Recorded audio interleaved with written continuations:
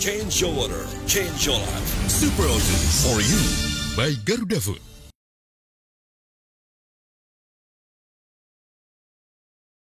Pemirsa, kita ketemu lagi di Indonesia Lawyers Club. Setelah eksekusi mati dilakukan terhadap terpidana mati narkoba, sebenarnya kami tidak merencanakan untuk bikin ALC tentang itu. Tapi tiba-tiba ada testimoni yang disampaikan oleh kontras, yaitu Aris Azhar.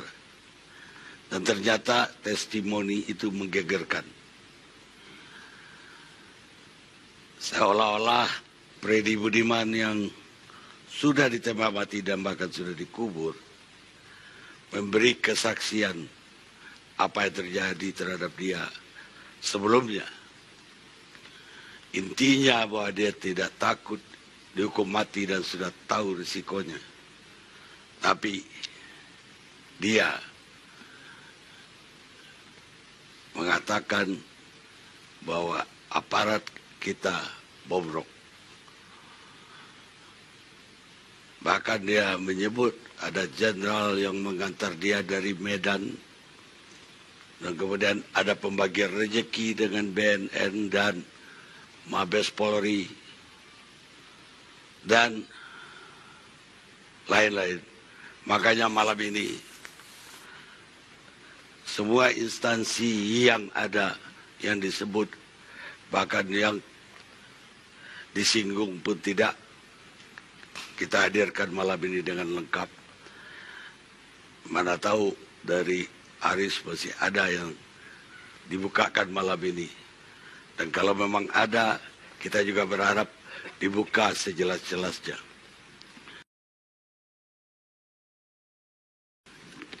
Dari mana idenya Anda bisa ketemu dengan Freddy atau Anda ketemu di Nusa Kambangan Bapak Freddy ketika ditahan? Ya, selamat malam semuanya. Jadi begini, itu pertengahan tahun 2014. Saya diundang atau diajak lah kira-kira seperti itu untuk berkunjung ke Nusa Kambangan. Jadi kira-kira sejauh yang saya bisa ingat, kira-kira 2 minggu, 3 minggu sebelumnya saya diundang. Diajak oleh pelayan rohani yang ada di Nusa Kambangan. Kenapa pelayan itu ngajak Anda? Apa gara-gara Freddy mau ngomong sama Anda? Atau? Ya, jadi begini, Bang Karni mungkin ingat dulu kita pernah bahas kasus Ruben Patasambo yang di kasus dugaan pembunuhan di Toraja, Tongkanan itu. Kita pernah bahas di sini. Nah, waktu itu ada satu media yang ketemu dengan salah satu pelayan rohani yang ikut akhirnya ke Nusa Kambangan, ketemu Freddy. Itu yang dampingi Pak Ruben di Malang. Lalu kami diminta untuk membantu advokasinya. Waktu itu akhirnya kami berhasil advokasi, kami coba kumpulkan informasi dan lain-lain. Kita sampai menghadap ke Mabes Polri, ke Kejaksaan, sampai ke Mahkamah Agung untuk menanyakan kasus tersebut. Singkatnya saya mau bilang, pelayan rohani ini kemudian, Pak, yang seperti itu ada juga di Nusa Kambangan. Akhirnya mereka bilang, bisa nggak Pak Haris ke Nusa Kambangan? Saya bilang, oke, tapi nanti waktunya kita bicarakan. Kira-kira itu pertengahan bulan Juni, sejauh yang saya coba cek di kantor tiketnya, tiket kereta itu tanggal 17 Juni waktu itu. Tapi nanti mungkin bisa dicek lagi. Nah, akhirnya saya ke sana. Saya ke sana dengan pelayan rohani yang dari Malang, janjian ketemu dengan Ibu Yani yang ada di dalam di Nusa Kambangan. Masuk ke sana, saya sebenarnya pagi itu hampir siang, bukan ketemu dengan Freddy Budiman, ketemunya dengan Yusman Telanambua, anak yang diduga ikut dalam pembunuhan. Dia divonis mati, padahal di bawah umur, diduga di bawah umur. Ketemu dengan Yusman, bicara dengan kakak iparnya juga Rasula, selesai kira-kira 1 jam. Akhirnya dibilang, saya waktu itu bilang, wah itu Freddy Budiman kan yang narkoba itu kan, iya gitu. John K saya tahu lah karena saya tinggal di Jakarta kan. Udah datang 2 orang itu. Nah sebelum saya lanjutkan, pertemuannya itu di dalam sel. Di dalam sel itu bukan dalam kurungan, bukan, tapi di dalam lingkup penjara. Masuk ke dalam ruangan, ada banyak orang yang tanya direkam nggak, ditulis nggak. Tidak boleh kan, nanti bisa ditanya ke Pasitinjak, tidak boleh merekam, tidak boleh bawa alat elektronik. Jadi semua saya tinggal. Situ daftar buku tamu, terus masuk ke satu ruangan, yang Pasitinjak juga ikut di dalam situ, ada 2 pelayan rohani juga ikut, ngobrol. Lalu waktu Yusman dan Rasula itu selesai, dipanggil lah tuh siapa nih, Freddy dan John K. Nah, saya sempat keluar istirahat sebentar, cari udara, ketemu, lihat menyapa beberapa narapidana, nanya-nanya kasusnya. Terus balik lagi mereka datang. Mereka mulai cerita, pertama John K. Kira-kira setengah jam dia cerita kasusnya, saya dengerin aja gitu. Kemudian Freddy Budiman cerita. Nah, mudah-mudahan apa yang disampaikan oleh Freddy Budiman, ini untuk saya paling tidak, saya mau bilang tidak ada yang saya lebih-lebihkan, bahkan ada yang saya kurangi barangkali di kesaksian yang saya tulis. Jadi cerita itu semua. Saya dalam mendengar itu, saya tidak banyak menyelak. Ntar dulu itunya di mana dan lain-lain, saya kan mesti dengar dulu ceritanya dia. Sampai terakhir itu udah agak siang, sementara saya dijadwalkan juga untuk berkunjung ke LP yang di Pasir Putih, yang di ujung tuh Pak ya. Ke Pasir Putih, mesti ketemu dengan 3 lagi. 3 narapidana lagi di sana. Udah akhirnya saya tanya begini, bahkan saya bilang begini, wah cerita Anda nih kalau dibikin film kayak film Hollywood nanti nih, seru bagus nih. Sambil bercanda gitu, oh iya gitu. Tapi saya tanya, begini, Anda pernah catat nggak soal ini? Atau ada di mana keterangan Anda ini semua? Dia bilang begini, Bapak coba cari pengacara saya. Yang kedua, atau Bapak cari pledoi saya. Oh ya udah tuh, saya bilang oke nanti saya coba cari deh gitu. Sudah selesai, Bang Karni.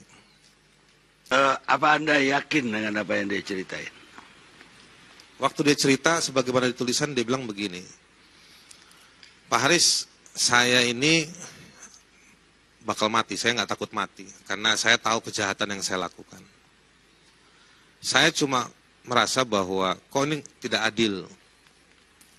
Kenapa kasus ini, kasus narkoba yang saya selundupkan, itu hanya, bahkan dia nggak bilang dirinya, tapi dia bilang kenapa yang dihukum orang-orang di bawah dia. Orang-orang yang levelnya bawah lah, teknis barangkali. Dia bilang, saya kalau mau bawa melundupkan narkoba, itu banyak, besar. Saya pasti acarain, dia bahasanya begitu. Mengacarain itu artinya mau mengatur kira-kira. Saya bilang, oh iya ya. Iya, saya telepon bea cukai, saya telepon orang polisi, saya telepon ada orang dalam BNN gitu-gitu. Terus dia mulai ngomong harga. Dia tanya, Pak Haris tahu nggak harganya berapa satu? Saya bilang, saya nggak tahu. Saya masih berpikir mungkin dia untungnya dikit-dikit ya gitu. Saya duga 50.000. Saya bilang 50.000. Dia bilang salah, cuma 5.000 rupiah. Oh, saya bilang gitu. Iya. Makanya saya tidak takut. Ini nitip segini, ini nitip segini, ini nitip segini. Saya okekan semua. Jadi dia bilang, saya cuma modal kira-kira 9M, saya bisa dapat untung banyak dan saya tidak takut untuk titipan-titipan harga tersebut. Tanggapannya apa? Terima kasih Bang Adi. Assalamualaikum warahmatullahi wabarakatuh. Pada hari Kamis malam, ketika saya menerima broadcast, banyak sekali dari teman-teman media terutama, karena para korlip-korlip itu teman-teman saya semua, kirim ke saya semua. Langsung saya mencoba konfirmasi kepada Kang Haris. Biasanya kan ada broadcast hoax biasanya. Kang Haris, ini betul enggak? Beliau menjawab, betul. bolehkah saya ditunjukkan yang konkret dari informasi ini apa? Beliau menyampaikan banyak sekali yang disampaikan, tapi diantaranya adalah bahwa saya hanya menerima itu, tidak melebih dan tidak kurang, kira-kira itu.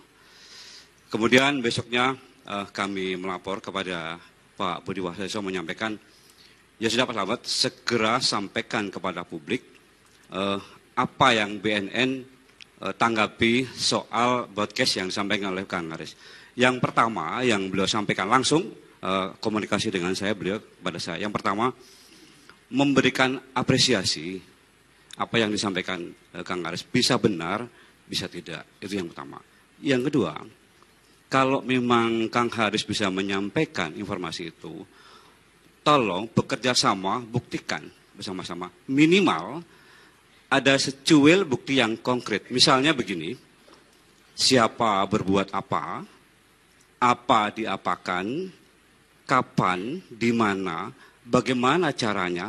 Secuil aja Bang, mungkin bisa kita menjadi bahan keterangan, menjadi bukti awal yang konkret.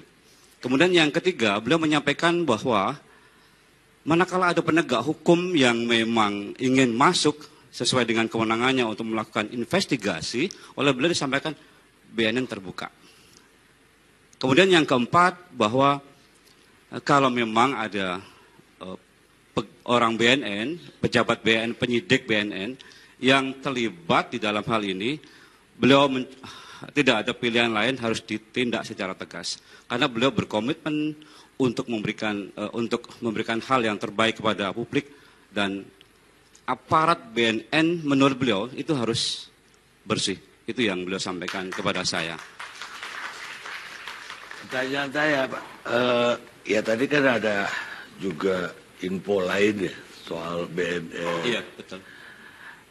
Dan juga tuduhan yang disampaikan ini, walaupun orangnya udah mati, tuduhan yang berat sekali loh Pak. Iya, betul. Gak kebayang loh kalau BNN bisa begitu. Iya. Selama ini kalau kami mengangkat perkara narkoba, ya kami udah dengan penuh keyakinan BNN itu bersih. Iya. Tapi ini tuduhan meruntuhkan keyakinan publik tadi, Pak. Iya. Apa tindakan BNN itu? Iya. Begitu menerima broadcast semacam ini langsung viral ke seluruh dunia, saya bilang, bukan Indonesia tapi ke seluruh dunia. BNN mengambil sikap bahwa harus ada pembenahan ke dalam, pemeriksaan ke dalam. Tidak boleh mengabaikan apapun informasi yang disampaikan oleh masyarakat, termasuk dari Kang Haris.